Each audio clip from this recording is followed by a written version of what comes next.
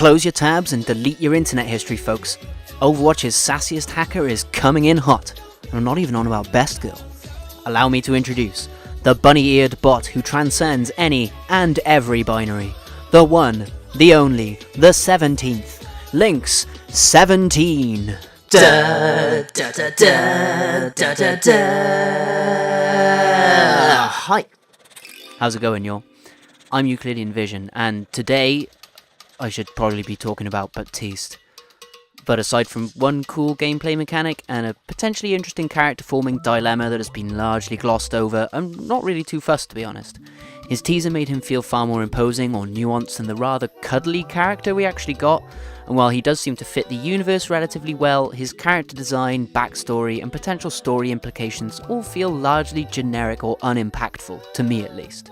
I am at least glad we've got him in the game and see that Blizzard are trying pretty hard at present to rejuvenate Overwatch at that level. He's obviously super fun to play, and could possibly open up some cool avenues for exploring the Overwatch-Talon dynamic in the future.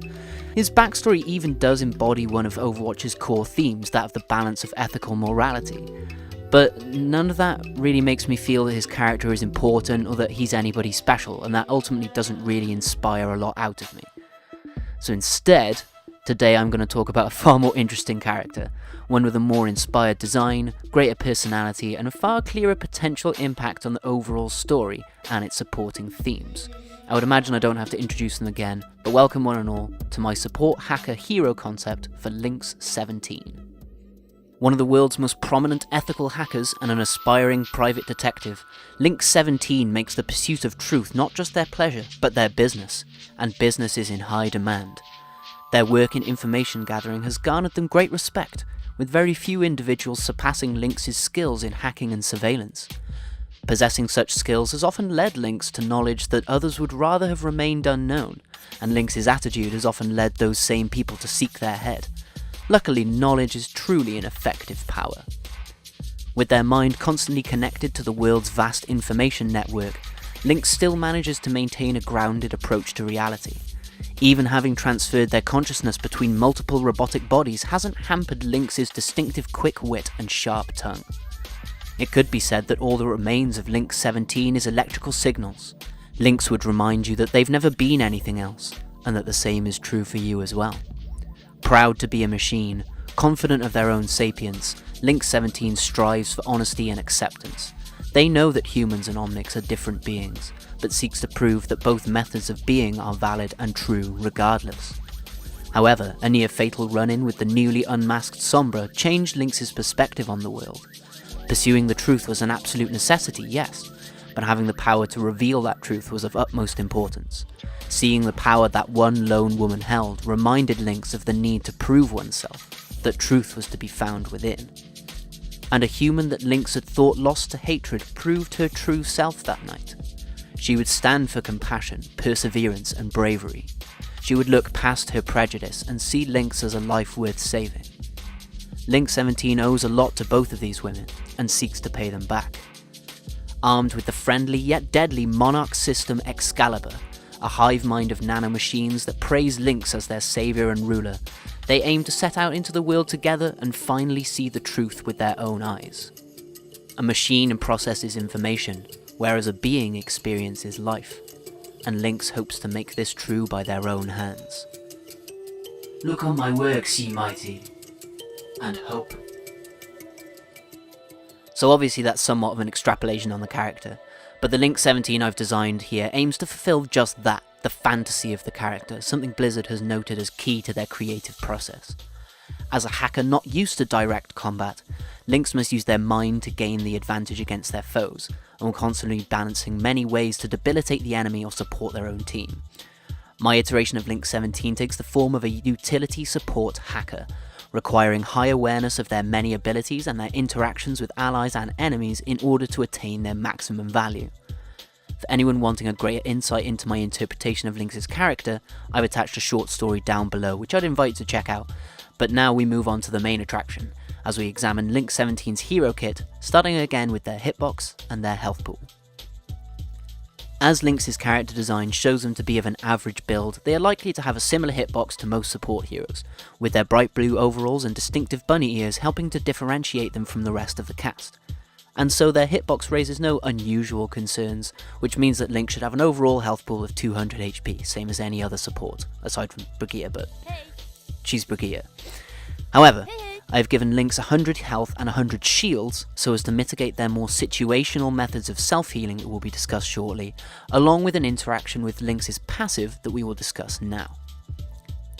So Lynx's passive is called Warning Beacon, Hey there. and whenever their shields are broken, Lynx will emit a 6-meter radius sonar pulse from their player model, revealing nearby enemies and their health pools to their team. As Lynx deals heavily in information, I felt this passive gave them the ability to deliver the most crucial info when it is needed most, pointing out Lynx's aggressors clearly to their team so as to give them clearer information as they come to Lynx's aid. Hopefully. So moving on to Lynx 17's primary weapon, Ex-Calibre, the MONARCH system. A nanomachine hive mind freed from a weapons smuggler in one of Lynx's early raids that they handily passed over as evidence for Helix security. Lynx has gained a powerful ally and a loyal weapon in the MONARCH system. Their divergent behaviour had first piqued Lynx's interest while they struggled to decode the lock on Monarch's containment capsule. Each tiny Omnic had called out their own encouragement, or cried in relief, while a few even fell deeper into their despair. But when freed, their thanks came in unison. Each had gained a sense of respect for Lynx and wished to demonstrate their gratitude. With each Nano Omnic praising Lynx as their ruler and saviour, they as one renounced their old title of Monarch and begged for their master to bestow upon them a new name. And a name they received, a name truly befitting the weapon of a just and true monarch, Ex-Calibre. The multiple Omnic nanoparticulate assistant recombinant colony hive mind is, as expected, a hive mind composed of about a googol of nanomachine Omnics. Using Omnic energy to float in midair and combine themselves together into greater structures, Ex-Calibre appears as a silvery cloud, moving in a similar fashion to a school of fish or a swarm of insects, and shapeshifting in a similar way to King's sacred treasure Chastiefol from the Series 7 Deadly Sins. When compressed together, the entire hive mind should form an object with a similar size and mass to Lynx's torso. This is Ex-Calibre's primary ability, utilising its entire googol of composite nanites in order to form basically any object or tool that fits the limitations of the mass, size and functional requirements. Ex-Calibre's secondary ability is the manipulation of cellular material at the nanoscopic level. Originally used to destabilise human anatomy during the Omnic crisis, then developed into cell repair by Vishkar during their time in possession of the hive mind. Both of these applications are now encouraged by Lynx as a necessary display of Ex-Calibre's potential growth. Finally, Ex-Calibre's third ability is the opportunity to be an actual character, functioning as Lynx's buddy cop partner and more typically mechanically minded counterpart. They also have their own origin story and world building material included with my Lynx short story linked down below that I'll again invite you to check out if you think they sound like fun. But on to how Ex-Calibre actually works. Primary fire. Stinger formation. Ex-Calibre's nanomachines combine into the form of dart-like knives for Lynx to aim and loose at their enemies, the nano-omnics propelling themselves forward with omnic energy and gallant cries of victory. The stingers remain embedded in Lynx's foes and even in the surrounding environment as Ex-Calibre awaits further commands from their glorious leader. This weapon is intended to function similarly to the Needler from the Halo series, with some twists to make it fit the Overwatch universe, and so acts as a rapid-fire linear projectile weapon, similar to Orissa's fusion driver, but with a lower rate of fire of 6 shots per second and a higher damage instance of 16 per stinger, travelling at the same speed of 80 meters per second. With an ammo capacity of 30 and a reload time of 1 second plus travel time that we'll get into, Lynx can pretty consistently be putting out damage with stinger formation. The stingers themselves can headshot, but they are blocked by defense matrix, and the special effect of the stingers is that they will remain stuck into the environment or enemy that they have been fired into until Lynx performs their reload, which again we will talk about very shortly.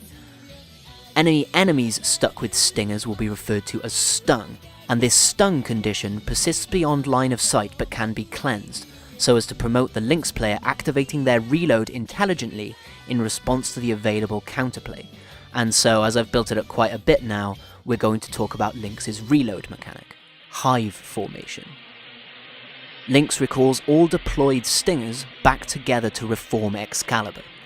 The eager nano-omnics will attack enemies again as they travel towards their master, and those that have impaled enemies will use their somatic material to produce biotic energy that is released around the hive of Lynx, healing them and their allies.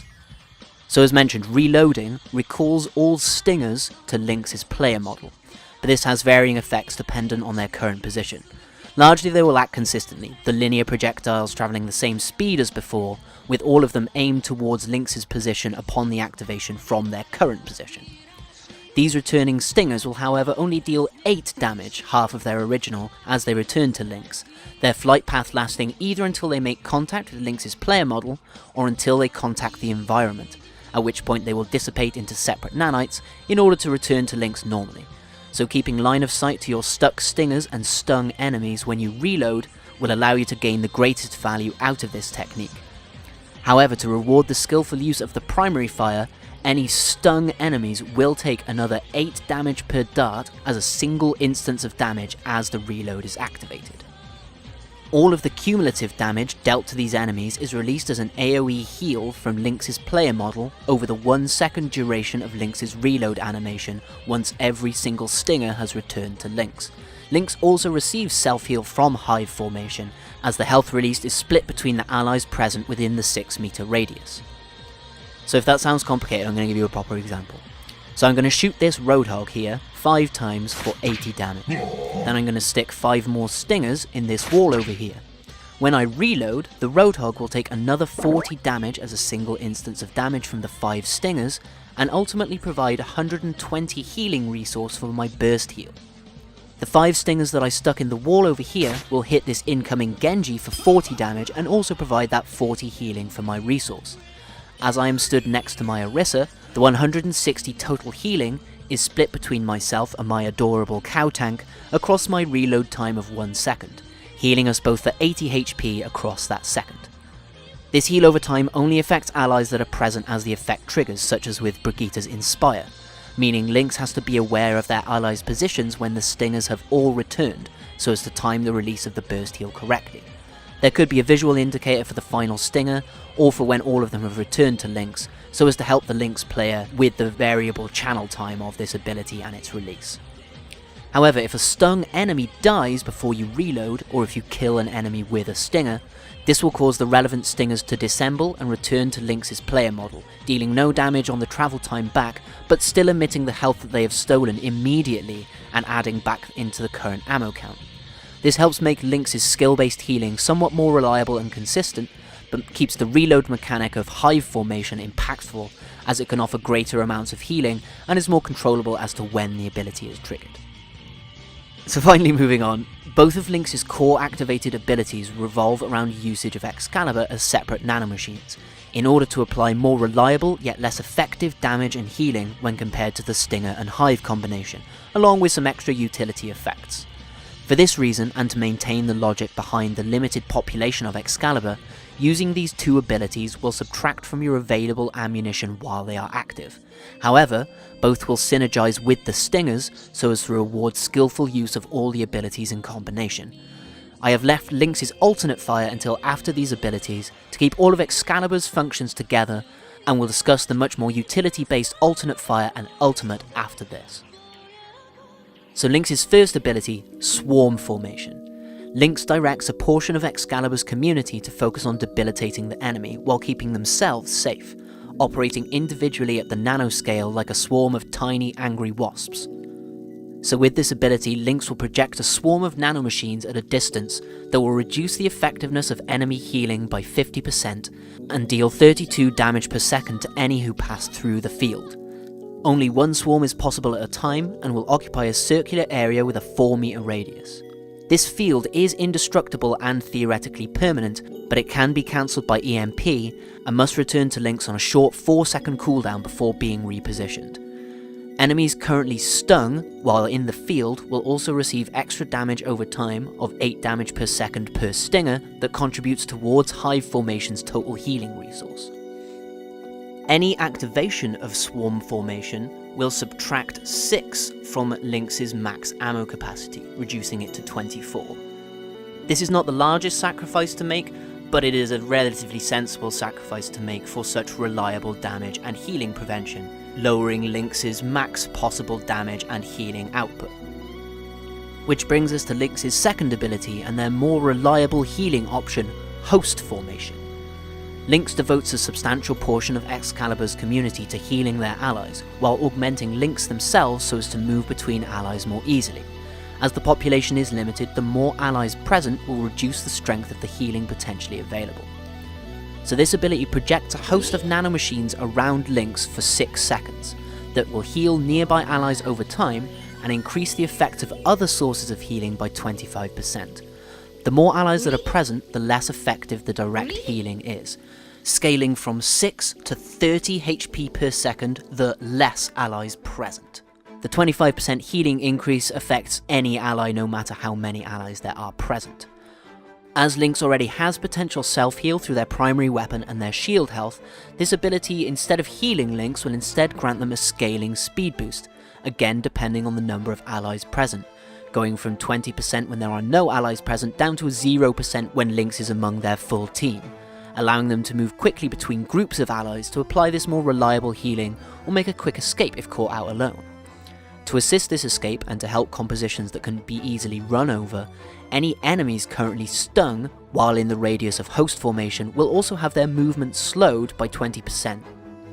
Host formation costs a full 12 of your max ammunition and so should be used sparingly or intelligently, so as to maintain a consistent damage and healing output otherwise.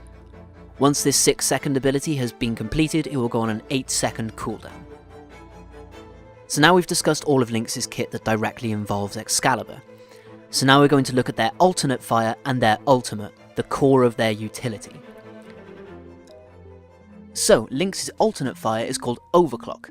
Lynx uses their impressive hacking abilities to improve the functionality of their allies' weapons and any external or internal mechanical devices they have upon or within their person. So while that's not very specific, I'm going to actually explain how Overclock works. The actual function of Overclock as an ability is to reduce an ally's cooldowns by 50% or refill their resource meters by that 50% margin. And just saying that makes it sound incredibly powerful, so I'm going to point out the limitations that I've designed to try and keep Overclock as a balanced ability.